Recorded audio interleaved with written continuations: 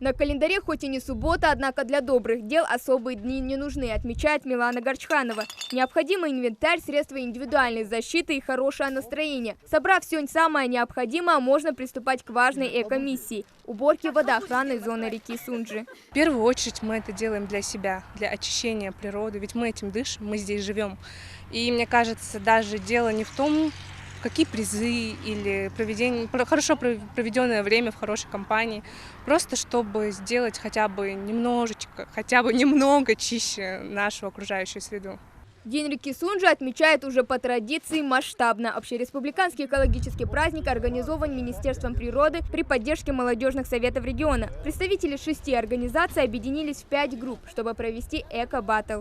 Не ожидал, что столько молодежи выйдет для очищения вот этого сунджского мероприятия экономики.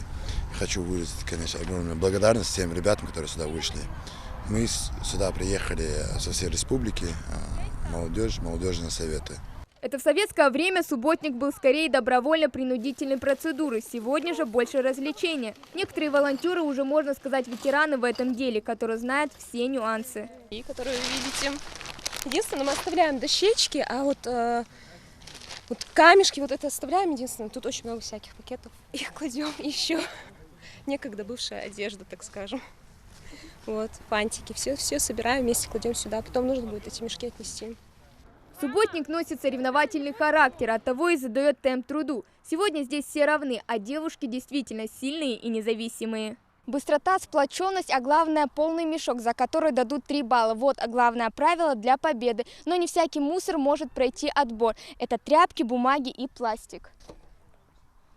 А после важной миссии можно и отдохнуть. Для экоактивистов, да и для всех жителей республики в парке семейного отдыха праздничный концерт с участием артистов Госфилармонии. Играйте, струны звонче, веселей, играйте, пусть моя душа моя, от этих слов пусть будет веселей. Посетил мероприятие и председатель правительства республики Владимир Сластенин, поблагодарил всех волонтеров и обратился с напутственными словами. Поздравить, конечно, с Днем реки Сунджа, и это становится доброй традицией, что мы собственными силами чистим наши водоемы. Как уже сегодня отметили ведущие, каждый 3-й житель республики поучаствовал в этой программе.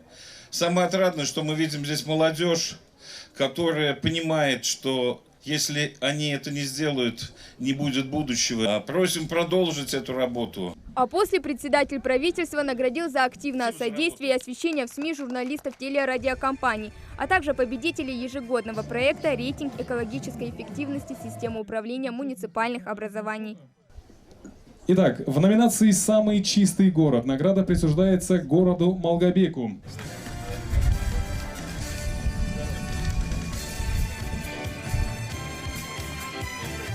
Развлекательные мероприятия для детей и взрослых, вкусная еда, выставки и мастер-классы от Ассоциации ремесленников в Ингушетии. В общем, праздник для всех. У нас есть здесь 5 мастеров, из которых есть гончар, ювелир, кузнец и так далее. Есть текстильщик, есть.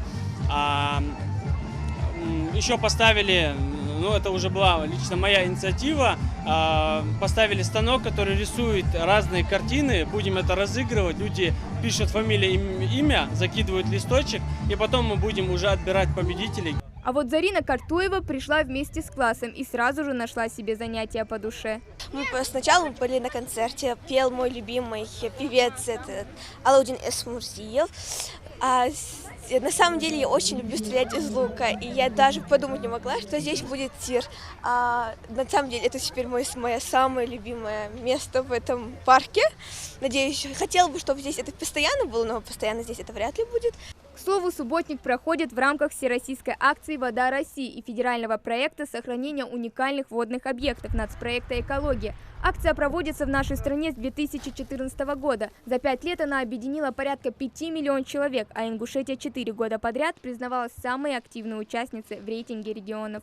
Отметить и хочется наших сознательных граждан. У нас самые активные жители нашей республики, которые участвуют во всех субботниках и экологических мероприятиях. И это признание получили они не только от нас, которые видят непосредственно их работу, да? Это признание наши жители получили и от Минприроды России. В завершении мероприятия распределили призовые места. К слову, по итогам субботника активисты собрали 12 тонн бытового сырья. Это более 400 мешков мусора. Победители определены, а призы получены. В общем, экологический фестиваль подарит не только хорошее настроение, но и сформирует хорошие привычки. Хава Гагиева, Маирбек Мержоев, Новости 24.